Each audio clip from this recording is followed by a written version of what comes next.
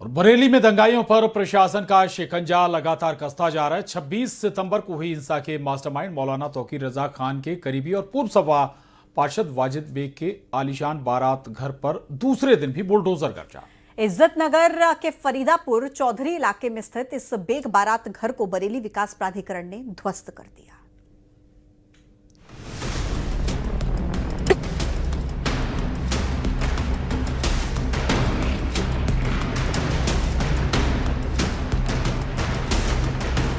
बरेली दंगों में शामिल आरोपियों पर लगातार शिकंजा कसता जा रहा है। अवैध निर्माण करने वालों का पूरा हिसाब हो रहा है। मंगलवार से शुरू हुई बुधवार को दूसरे दिन भी जारी रही और 4 बुलडोजर और पोकलेन मशीनों ने अवैध कब्जा कर बने बारात घर को जमींदोज कर दिया। बीडीए अधिकारियों के मुताबिक करीब 1200 वर्ग मीटर में फैला ये बारात घर पूरी तरीके से अवैध था। बिना नक्शा पास कराए और नियमों को ताक पर रखकर इसका निर्माण किया गया था। इसकी लागत 3 करोड़ रुपए से अधिक आंकी जा रही है।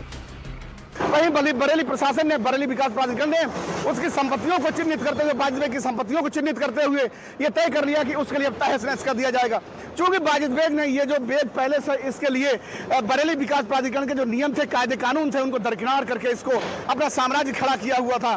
तो इस तरीके से वाजिद बेग ने 1-2 करोड़ की नहीं, बताया जा रहा है कि करीब 80 करोड़ रुपए की संपत्ति को अर्जित किया हुआ था। पुलिस जांच में खुलासा हुआ है कि इसी बारात घर में हिंसा फैलाने की साजिश रची गई थी।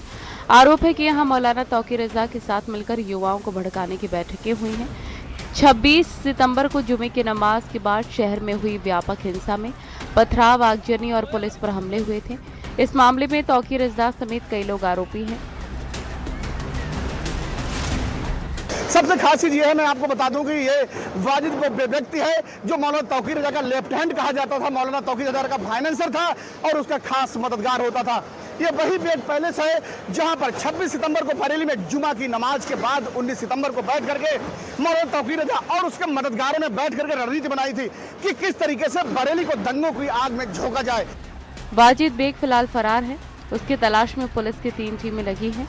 इससे पहले उसके एक जिम को भी सील किया जा चुका है। बीडीएफ वाजिद बेग की अन्य संपत्तियों की जांच कर रही है। प्रशासन तौकीर रजा के करीबियों पर लगातार एक्शन ले रहा है। अब तक 1 दर्जन से अधिक संपत्तियों पर बुलडोजर चल चुका है या फिर उन्हें सील किया जा चुका है। सबसे खास चीज यह है कि इसके बाद पुलिस ने ताबड़तोड़ कार्रवाई करते हुए करीब 1 दर्जन मुकदमे दर्ज किए हैं। पुलिस अधिकारियों का साफ तौर पर यही कहना है कि जितने मुकदमों में मौलाना तौकीर रजा वांछित मौलाना तौकीर रजा आरोपी था, उतने ही मुकदमों में जो है वाजिद बेग आरोपी है। इस वक्त वाजिद बेग फरार है। पुलिस की 3 टीमें लगातार उसका पीछा कर रही हैं कि आखिर वाजिद बेग कहां है। ये कार्रवाई अवैध निर्माणों के खिलाफ है, लेकिन इसका संदेश साफ है कि कानून तोड़ने वालों को किसी भी सूरत में बख्शा नहीं जाएगा। हिंसा में अब तक 11 एफआईआर दर्ज हो चुकी हैं और 80 से ज्यादा गिरफ्तारियां भी हुई हैं। Bureau report, news 18।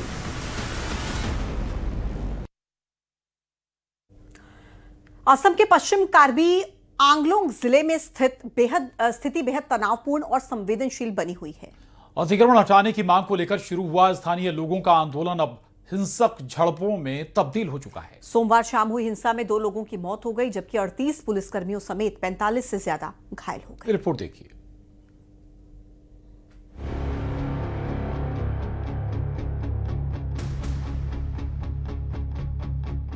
असम के पश्चिम कार्बी आंगलोंग जिले में अतिक्रमण हटाने की मांग को लेकर शुरू हुआ आंदोलन हिंसक हो गया, जिसमें 2 लोगों की मौत हो गई। 48 पुलिसकर्मियों समेत 50 से ज्यादा घायल हुए हैं। हालात उस वक्त और बिगड़े जब प्रदर्शनकारियों ने दुकानों में लूटपाट की, वाहनों में आगजनी की और कार्बी आंगलोंग स्वायत्त परिषद के मुख्य कार्यकारी सदस्य के घर को भी निशाना बनाया। खैरोनी इलाके में आगजनी की नई घटनाओं के बाद प्रशासन ने कर्फ्यू लगा दिया और इंटरनेट सेवाएं बंद कर दी, जबकि अतिरिक्त सुरक्षा बलों की तैनाती की जा रही है। इस हिंसा पर मुख्यमंत्री हिमंता बिस्वा शर्मा ने गहरा दुख जताते हुए इसे बहुत दर्दनाक बताया है। कहा है कि हालात पर हाई लेवल मॉनिटरिंग की जा रही है। प्रशासन का कहना है कि स्थिति तनावपूर्ण जरूर है, लेकिन शांति बहाल करने के लिए सभी जरूरी कदम उठाए जा रहे हैं। असम के कार्बी आंगलोंग और पश्चिम कार्बी आंगलोंग जिलों में भड़की हिंसा पर राज्य के डीजीपी हरमीत सिंह ने सख्त प्रतिक्रिया दी है। डीजीपी ने कहा कि बीते कल से इलाके में भारी भीड़ जमा थी। उन्होंने खुद प्रदर्शनकारियों से मुलाकात कर बातचीत की थी। उन्होंने बताया कि भूख हड़ताल कर रहे प्रदर्शनकारी नेता की तबीयत बिगड़ने पर डॉक्टर्स की सलाह से उन्हें मेडिकल जांच के लिए गुवाहाटी ले जाया गया, लेकिन इस दौरान ये अफवाह फैला दी गई कि उन्हें गिरफ्तार किया जा रहा है। डीजीपी के मुताबिक आज प्रदर्शनकारियों ने एक पुल पर कब्जा करने की कोशिश की और जब पुलिस ने रोकने का प्रयास किया तो उन पर हमला कर दिया गया। देसी बम, पत्थर फेंके गए और उन पर तीर कमान से भी हमला हुआ। कि किसी का कोई भी डिमांड है, कोई भी ग्रीवांस है, government is talking to them, a date has been set for the talks. It's a tripartite talk. Chief minister साहब ने खुद आगे बढ़ के उनको डेट दिया है। उसके बाद उनका जो हंगर स्ट्राइक था वो विड्रॉ हुआ है, लेकिन to attack not only the police but before that you know that they burnt all the shops, they have attacked and vandalised all the shops. और हम कल से रिस्ट्रेंट पे थे। Today till now the count I asked for more ambulances and more first aid kits. 48 policemen are injured till now and 2 IPS officers are also injured, IG law and order and one younger IPS officer.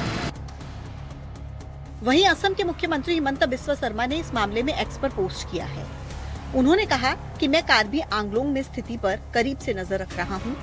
आज की अशांति में 2 लोगों की जान जाना बेहद दुखद है। उन्होंने कहा कि शांति बनाए रखने के लिए बुधवार को खिरानी क्षेत्र में अतिरिक्त सुरक्षा बल तैनात किए जाएंगे। सामान्य स्थिति बनाने और बातचीत के माध्यम से मुद्दों का हल करने के लिए हम सभी संबंधित पक्षों के निरंतर संपर्क में हैं। शोक संतप्त परिवारों के प्रति मेरी गहरी संवेदनाएं हैं। सरकार सभी प्रभावित परिवारों के साथ खड़ी रहेगी और उन्हें हर संभव सहायता प्रदान करेगी। असम के पश्चिम कार्बी आंगलोंग जिले में मंगलवार को स्थिति तब और तनावपूर्ण हो गई जब अतिक्रमण हटाने की मांग को लेकर शुरू हुआ आंदोलन हिंसक झड़प में बदल गया। प्रदर्शन की आड़ में उपद्रवियों ने दुकानों में लूटपाट की, वाहनों को आग लगाई और यहां तक कि कार्बी आंगलोंग स्वायत्त परिषद के मुख्य कार्यकारी सदस्य का घर भी फूंक डाला। हालात को काबू करने के लिए प्रशासन ने इंटरनेट सेवाएं बंद कर दी हैं और कर्फ्यू लगा दिया गया है। Bureau report, news 18। और अरावली विवाद पर बात मुंबई के, जहां ठाकरे ब्रदर्स के साथ आने पर बोले मुख्यमंत्री देवेंद्र फडणवीस का दोनों पर तंज, मानो रशिया यूक्रेन साथ आ गया। ये कहा है देवेंद्र फडणवीस ने। उन्होंने कहा कि लगता है जेलेंस्की पुतिन बात कर रहे हैं, उनके साथ आने से कोई फर्क नहीं पड़ेगा। अपना अस्तित्व बचाने के लिए दोनों साथ आ रहे हैं। पार्टियां जो अपना अस्तित्व खोज रही है, जिन्होंने अपना अस्तित्व गंवा दिया है, जिन्होंने बार बार भूमिकाएं बदलकर लोगों के बीच अपने बारे में अविश्वास पैदा किया है, जिन्होंने तुष्टीकरण की नीति को अपनाकर एक प्रकार से अपना वोट बैंक खो दिया है, ऐसी 2 पार्टियां साथ में आई है तो उनके साथ में आने से कौन सा फर्क पड़ने वाला है। ये तो दोनों अपना अस्तित्व बचाने के लिए साथ में आए हैं। अस्तित्व बचाने के लिए साथ में आकर कोई चुनाव नहीं जीता जाता।